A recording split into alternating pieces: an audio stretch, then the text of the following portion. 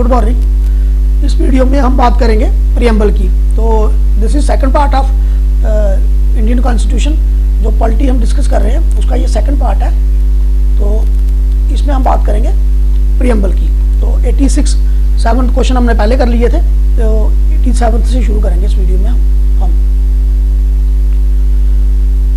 Preamble to the constitution declare India as, क्या declare करता है प्रियम्बल इंडिया को? Sovereign, socialist, secular, democratic and republic. Sovereign होता है हैविंग द हाईएस्ट अथॉरिटी, जिसके पास हाईएस्ट अथॉरिटी हो, जिसके ऊपर कोई, जैसे हमारा भारत है तो हमारी जो हाईएस्ट अथॉरिटी है दैट इज आवर कॉन्स्टिट्यूशन। तो दैट मीन्स कि वी आर सोवरेन, हम किसी और के कोई और अथॉरिटी हमारे ऊपर राज नहीं करती है रादर देन आवर कॉन्स्टिट्यूशन। तो that's why it's sovereign. Socialist मतलब संप्रभु, जो संपूर्ण हो, हर एक तरीके से संपूर्ण हो, तो that is sovereign. Samajwadi, socialist, जो सोशलिस्ट विचारों का हो। उसके बाद नेक्स्ट इज सेक्युलर, धर्म निरपेक्ष, मतलब जिसमें सब धर्मों को एक जैसा माना जाता हो। लोकतांत्रिक, डेमोक्रेटिक और गणराज्य, मतलब जिसका अपना कॉन्स्टिट्यूशन हो। तो second, the preamble of Indian constitution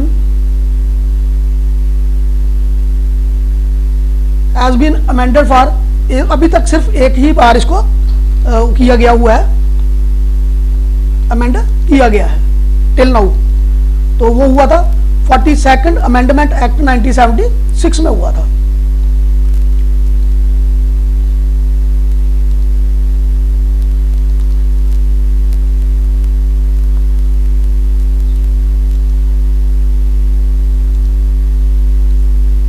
the preamble of Indian constitution was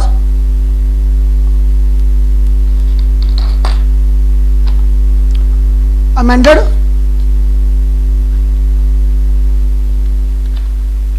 जो इंडियन कॉन्स्टिट्यूशन है, it was amended in 1976 in 42nd amendment act में। ये एक ही बार अभी तक अमेंड हुआ है। तो इस अमेंडमेंट में सोशलिस्ट, सेक्युलर और एक और वर्ड डाला गया था, that is homework for you. Socialist, secular और थर्ड कौन सा वर्ड जो था इसमें इंसर्ट किया गया था, तो kindly write down in comment box. Fraternity का मतलब होता है स्पिरिट ऑफ ब्रदरहुड, भाईचारे की आत्मा कह सकते हो, भाईचारे की सोच। Which of the key to open mind of maker of constitution, के जो कॉन्स्टिट्यूशन बना रहे थे उनके दिमाग में क्या चल रहा था, वो क्या दर्शाना चाहते थे, तो वो कौन सा पार्ट है कॉन्स्टिट्यूशन का जो बताता है, that is preamble.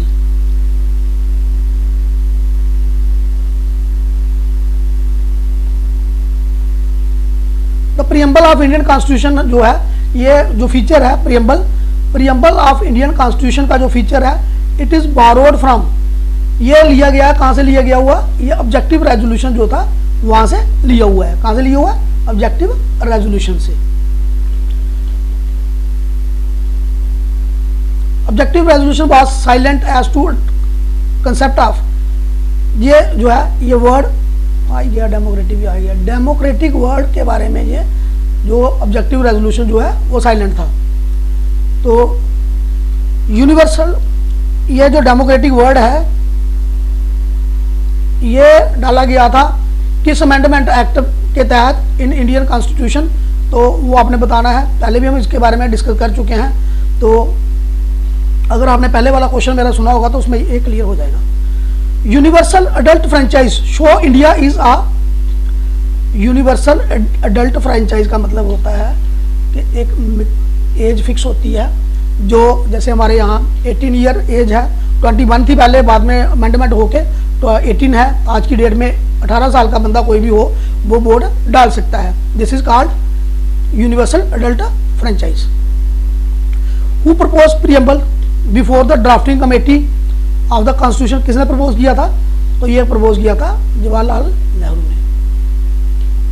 The preamble of our constitution जो है वो किस तरीके से शुरू होता है?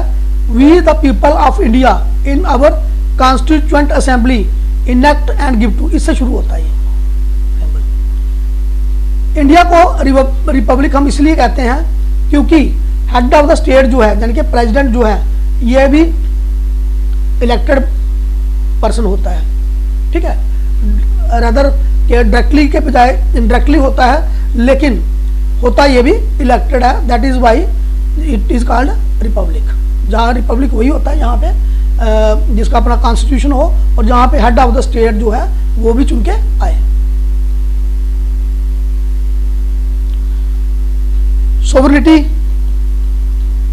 इन डेमोक्रेसी किसके साथ रिलेटेड है? लोगों के साथ रिलेटेड है, पीपल्स के साथ। द प्रीएम्बल का जो है वो सिक्योर करता है justice, liberty, equality and fraternity to all the citizen, मतलब सबको न्याय मिलेगा, सबको बराबर की आज़ादी मिलेगी, सबको बराबर का हक मिलेगा, ठीक है, तो सबको बराबर इज्जत मिलेगी। दैट इज, ये कौन देता है? Preamble.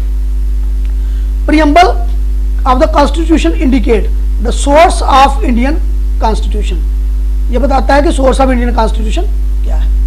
It is not the objective enshrined in the preamble, secular shelter and proper livelihood wall, ये इसमें नहीं है। आइडिया जो इंडिया का सोशल, सामाजिक, इकोनॉमिक, आर्थिक तौर पे और पॉलिटिकल, राजनीतिक तौर पे सबको क्या मिलना चाहिए? न्याय मिलना चाहिए, बराबर समानता मिलनी चाहिए। ये कहाँ से लिया? From French. कहाँ से लिया? फ्रेंच से लिया, फ्रेंच रेवोल्यूशन से। Concept of equality and fraternity, ये कहाँ से लिया गया? ये लिया गया रशिया से। Which of the following is desired as soul of constitution, तो कॉन्स्टिट्यूशन की जो आत्मा है, सोल है, दैट इज प्रीएम्बल, ठीक। तो very important question, what is the soul of Indian constitution? That is preamble. Which of the following is not treated as a part of constitution, तो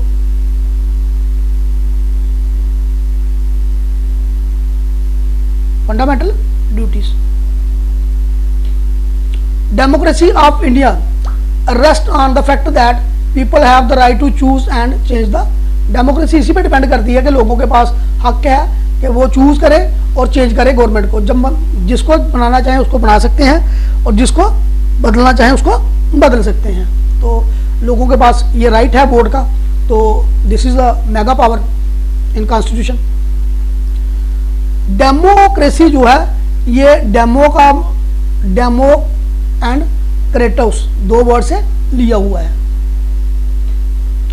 India adopted for federal form of government because, क्योंकि federal form of government इसलिए federal form होती है जहाँ पे power divide होती है, states में पावर डिवाइड है। तो इस तरीके से ये यूनियन है, ऊपर मानो यूनियन और नीचे फेडरल स्टेट्स हैं, तो स्टेट्स को पावर हैं। तो वो क्यों रखी गई? क्योंकि linguistic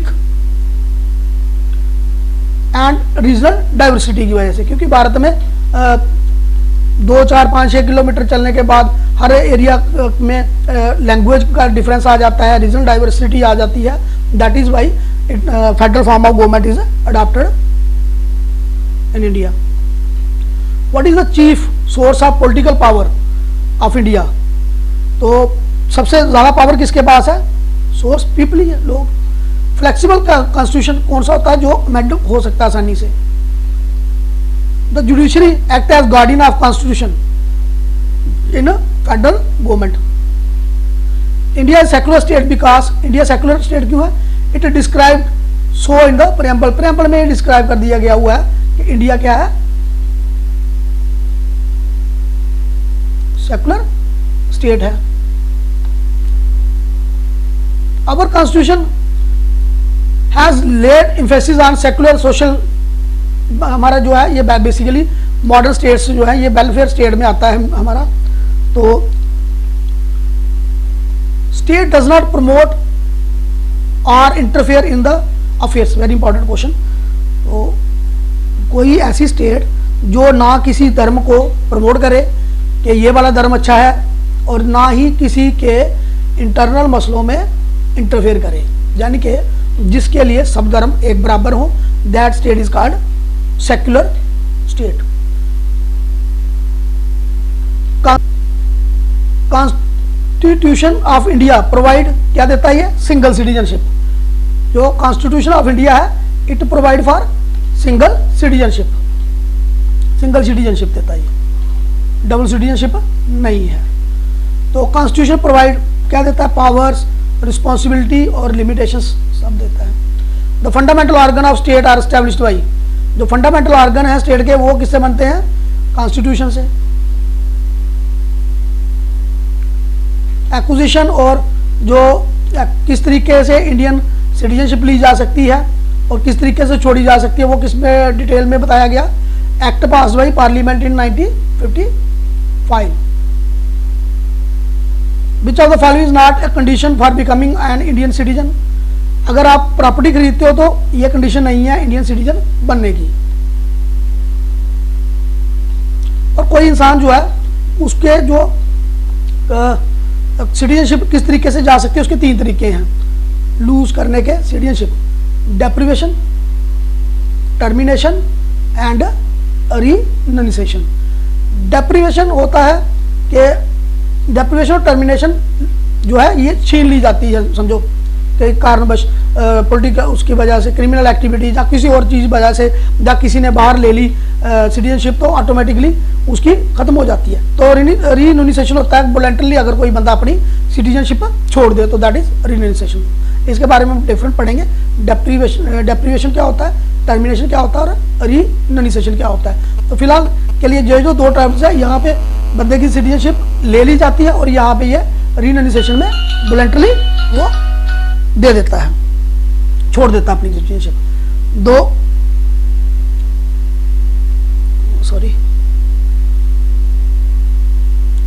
the aims and objective of constitution have been enshrined in preamble.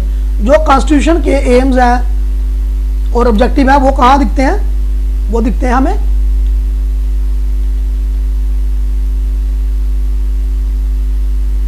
Preamble में। वो कहाँ पे दिखते हैं, प्रीएम्बल में।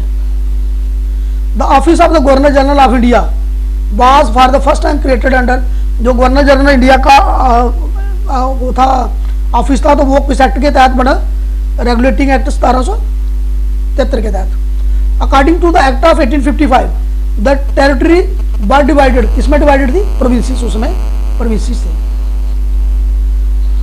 तो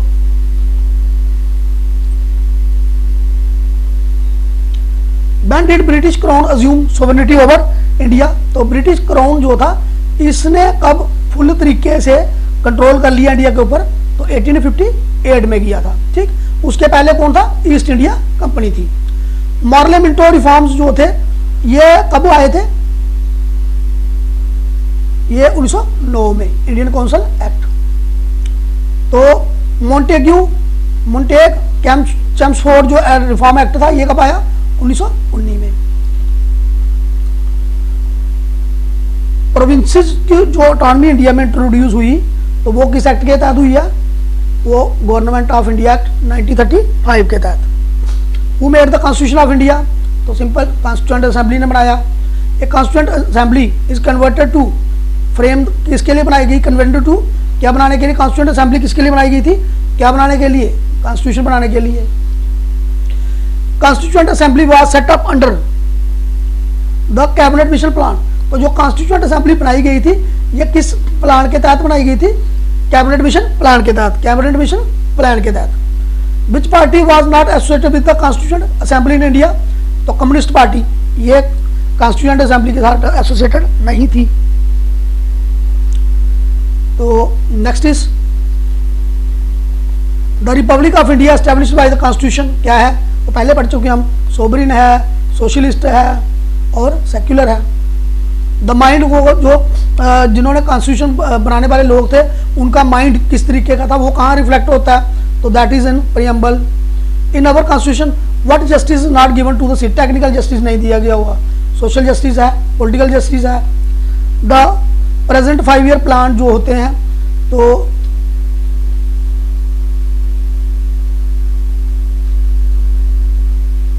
ये पुराना, इसको रहने देते हैं। Amend means remove the difficulty, उसको चेंज करना, उसको अमेंड बोलते हैं। इनेक्ट का मतलब होता है लॉ पास करना। हु एडवोकेटेड ग्राम स्वराज्य फॉर द विलेजेस, किसने बोला था कि ग्राम स्वराज्य होने चाहिए गांव के लिए, तो वो बोला था महात्मा गांधी ने, ठीक है। पूर्ण स्वराज की बात कहाँ हुई थी? ये हुई थी दिसंबर 1929 में लाहौर के सेशन में। तो आपको ये बताना है कि जो पूर्ण स्वराज वाला सेशन हुआ था इंडियन नेशनल कांग्रेस का 1929 दिसंबर 1929 में, कहाँ? लाहौर में हुआ था जो। तो इसका उस समय प्रेसिडेंट कौन था? किसने इसको हेड किया था उस समय? तो इस क्वेश्चन को आपने कमेंट बॉक्स में डालना है। अवर कॉन्स्टिट्यूशन प्रोहिबिट अनटचेबिलिटी को प्रोहिबिट करता है, छुआछूत को। The constitution declared India as republic. तो इंडिया जो है रिपब्लिक कब हुआ? 26 जनवरी 1950 को, जिस दिन हम लोगों ने क्या किया? कॉन्स्टिट्यूशन को लागू किया। Who has given the following statement? Democracy mean a government of the people by the people। बड़ी कॉमन वो है और इम्पोर्टेंट है। वो सरकार जो है, डेमोक्रेसी क्या है? एक ऐसी सरकार है जो लोगों के लिए होती है, लोगों के द्वारा होती है, और लोगों की सरकार होती है। लोगों की सरकार, गवर्नमेंट ऑफ द पीपल, लोगों की सरकार, बाय द पीपल, लोगों के द्वारा और लोगों के लिए। ये कहा था अब्राहम लिंकन ने, Abraham Lincoln. Which one of the following feature was borrowed by the framer of the constitution from US? US constitution से क्या लिया हुआ? रिमूवल ऑफ जज of supreme court. Supreme court के जज को किस तरीके से रिमूव किया जा सकता है? और जुडिशियल रिव्यू क्या है? और fundamental rights. Judicial review, fundamental rights and removal of the जजेस, ये कहां से लिया? यूएस के कॉन्स्टिट्यूशन से।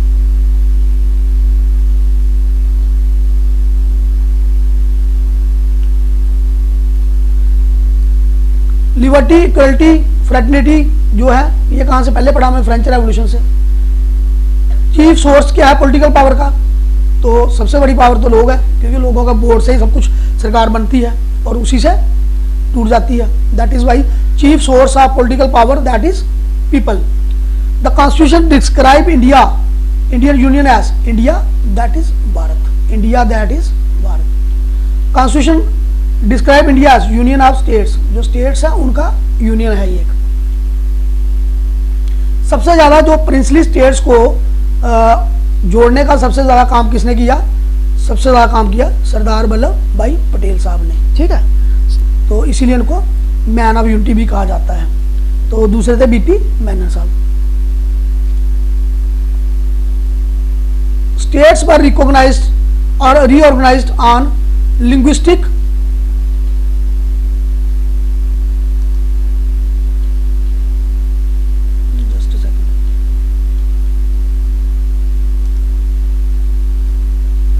States were organised on linguistic base. पहली बार जो स्टेट अगर उसके तरीके से इसके ऊपर डिपेंड करते हुए अगर माना जाए कि स्टेट जो लैंग्वेज के हिसाब से पहली बार जो बनाई गई जहाँ हुई थी वो कब हुई? 1956 में, ठीक है, 1956 में।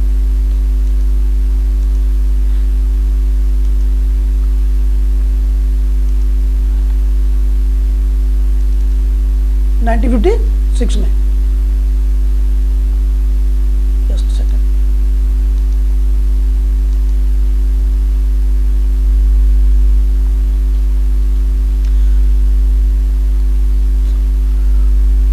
क्या हो गया भाई? तो 1956 में पहली बार, ठीक है।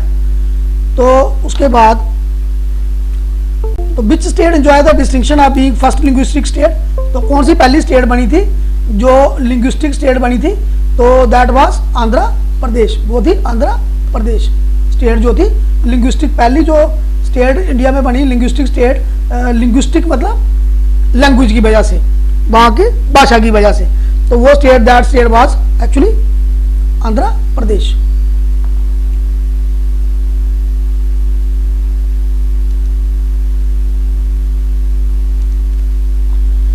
तो which state enjoy the distinction being the first? तो आंध्र प्रदेश हो गया। तो इंडियन फेडरल सिस्टम जो है ये किसके फेडरल सिस्टम के ऊपर है? कनाडा के फेडरल सिस्टम के ऊपर है। India is known as parliamentary democracy, क्योंकि यहाँ पे एग्जीक्यूटिव है जो is responsible to government, parliament. Executive जो है वो किसको रिस्पॉन्सिबल है? गवर्नमेंट को, पार्लियामेंट को, सॉरी। तो India state is regarded as federal because Indian जो स्टेट है, स्टेट फेडरल भी क्यों है रिगार्डेड एज फेडरल, क्योंकि ये शेयरिंग होती है सेंटर और स्टेट के बीच में पावर्स की। ठीक, supreme court in which case did supreme court hold the preamble was a part of, किस केस में कहा गया कि जो प्रियम्बल है कॉन्स्टिट्यूशन का पार्ट है, तो केशव नंदा भारती पार्ट में कहा गया था केस में कि preamble is part of constitution. In which case, और किस केस में सुप्रीम कोर्ट ने कहा कि प्रियम्बल जो है कॉन्स्टिट्यूशन का पार्ट नहीं है, तो वो वेरूवरी केस। ठीक, तो ये जो दोनों याद रखिएगा कि केशव नंदा भारती केस में सुप्रीम कोर्ट ने कहा कि preamble is part of constitution, but in वेरूवरी केस में क्या हुआ, कॉन्स्टिट्यूशन को इसका पार्ट नहीं माना गया था। नाइन्थ शेड्यूल जो डाला गया कॉन्स्टिट्यूशन के अंदर, वो जो है वो फर्स्ट अमेंडमेंट एक्ट में डाला गया था। कौन सा शेड्यूल है, जो शेड्यूल जो है बाउंड्री ऑफ स्टेट और यूनियन टेरिटरी की बाउंड्री के बारे में बताता है, दैट शेड्यूल पार्ट 1 शेड्यूल 1। ठीक, और डिटेल सैलरी अलाउंसेस और प्रेसिडेंट वाइस प्रेसिडेंट के, स्पीकर के, जजेस ऑफ सुप्रीम कोर्ट, तो ये बताता है शेड्यूल 2। ठीक, और कौन सा शेड्यूल जो है वो बताता है कि जिसमें 3 लिस्ट आती है हमारी, subject list, central list, state list और कंकरेंट लिस्ट। सेंटर की पावर्स, स्टेट की पावर्स और कंकरेंट पावर लिस्ट, जिनमें दोनों की पावर मिल जाती है आपस में, तो वो है शेड्यूल 7। ठीक, इंडियन कॉन्स्टिट्यूशन में 3 लिस्टें हैं, यूनियन लिस्ट, वही ऊपर union list, state list and concurrent list. Which of the following statement is correct, rule of law जो है ये बेसिक फीचर है कॉन्स्टिट्यूशन का, जो रूल ऑफ लॉ जो है इसको अमेंड नहीं किया जा सकता है। ठीक है, तो next question is 168th question है, as per article 262 of Indian constitution dispute related to water shall be solved by parliament. कौन करेगा, पानी के साथ जो भी रिलेटेड होंगे डिस्प्यूट्स वो कौन करेगा, पार्लियामेंट सॉल्व। इंडिया को सेक्युलर कौन बनाता है, preamble, no doubt. By which of the following a new state is formed, तो कैसे बनती है, नई स्टेट बनानी हो तो ऑटोमेटिकली कॉन्स्टिट्यूशनल अमेंडमेंट करनी पड़ती है। इंडियन कॉन्स्टिट्यूशन को फाइनली इंटरप्रेट कौन करेगा, तो फाइनल इंटरप्रेटर जो है कॉन्स्टिट्यूशन का वो सुप्रीम कोर्ट है। एवरी अमेंडमेंट जो इंडियन कॉन्स्टिट्यूशन में है वो कहाँ होनी चाहिए, कहाँ पे होनी चाहिए, पार्लियामेंट में। Which of the following state है सेपरेट कॉन्स्टिट्यूशन, किसका था, है जम्मू एंड कश्मीर रेस्टेबल स्टेट का। Now Jammu and Kashmir state is has converted to Jammu Kashmir, UT and UT of Ladakh. Apart from the Jammu Kashmir which state has been provided special status, किसको मिला हुआ, नागालैंड, किसके पास तो है, लेकिन अब जम्मू के पास स्पेशल स्टेटस नहीं है। ठीक है, तो आपने कमेंट बॉक्स में लिखना है कि जम्मू कश्मीर में कौन से 2 ऐसे एक्ट थे, कौन से ऐसे 2 कानून थे जो अबॉलिश हो गए, रिवोक हो गए, और जिसकी वजह से इंडियन जो है ये इसका स्टेट का, जम्मू कश्मीर की स्टेट का स्पेशल स्टेटस खत्म हो चुका हुआ, तो वो आपने डालना है कमेंट बॉक्स में। कौन सा आर्टिकल है वो, आर्टिकल 356 जो कॉन्स्टिट्यूशन का, वो किसके साथ डील करता है, प्रोक्लेमेशन ऑफ प्रेसिडेंट्स रूल। किसी स्टेट में अगर प्रेसिडेंट रूल लगना है तो उसके लिए कौन सा आर्टिकल होता है, 356। जम्मू कश्मीर को जो स्टेटस मिला, ये पहले ही आ गया, यहाँ पे 370 से मिला था, तो ये खत्म हो गया, अब रिवोक हो गया है। इसके साथ एक आर्टिकल 35A भी था, वो भी रिवोक हो गया। तो now Jammu Kashmir, state of Jammu Kashmir जो है it is converted into UT of Jammu Kashmir and UT of Ladakh. तो constitution of Jammu Kashmir was framed by special constituent assembly थी उस समय की। जो कॉन्स्टिट्यूशन जम्मू कश्मीर का था ये कब लागू हुआ था, 26 जनवरी 1957 को। स्पेशल स्टेटस जो था वो क्यों दिया गया था जे&के को, क्योंकि इसका सेपरेट कॉन्स्टिट्यूशन था। तो नाउ अब याद रखिएगा कि ये हम डिस्कस तो कर रहे हैं इसमें, लेकिन now the special status of जे&के जो है वो इस समय खत्म हो चुका हुआ है। ठीक है, तो इनके जम्मू कश्मीर अमेंडमेंट जो थी उसके लिए क्या करना पड़ता था, आर्टिकल 370 को फॉलो करना पड़ता था, अब नहीं करना पड़ता है क्योंकि अब खत्म हो गया। Under the parliament system of government the cabinet as a whole is responsible to, cabinet किसको रिस्पॉन्सिबल होती है, लेजिस्लेचर को। कौन होता है जो बिल इंट्रोड्यूस कर सकता है कॉन्स्टिट्यूशन अमेंडमेंट के लिए, आइदर हाउस ऑफ, कोई भी राज्यसभा या लोकसभा, कोई भी कॉन्स्टिट्यूशन अमेंडमेंट के लिए बिल डाल सकता है। The power of parliament to amend the constitution include the power to amend by way of addition कर सकता है, वेरिएशन कर सकता है, या रिपील भी कर सकते हैं। ठीक है, नया ऐड करना या चेंज करना या पुराने को खत्म करना, तीनों चीजें हो सकती है। विच आर्टिकल पावर पार्लियामेंट को अमेंड करने की पावर कौन सा आर्टिकल देता है अमेंडमेंट की? 368। 9th शेड्यूल टू कॉन्स्टिट्यूशन कब डाला गया? पहले पढ़ा हमने, फर्स्ट अमेंडमेंट एक्ट में। ठीक है, तो यहाँ तक काफी है। इसके बाद तो I think it will be longer video, काफी बड़ा वीडियो हो जाएगा, तो इसीलिए मैं यहाँ पे इसको स्टॉप दे रहा हूँ। तो इससे आगे जो है वो हम देखेंगे अगले वीडियो में। ठीक है, till then thank you for watching this video. I hope you will like this series of 1500 MCQs or one-liner that is based on Indian Constitution, Indian polity और Indian Constitution के साथ रिलेटेड जो ये 1500 MCQs हैं, solve MCQ या one-liner भी कह सकते हैं। तो मुझे लगता है ये आपके लिए काफ़ी हेल्पफुल रहेगा फॉर ऑल द एग्जाम्स। तो इस वाले वीडियो को हम यही रोकेंगे, तो कंटिन्यू करेंगे अगले वीडियो में। Thank you so much.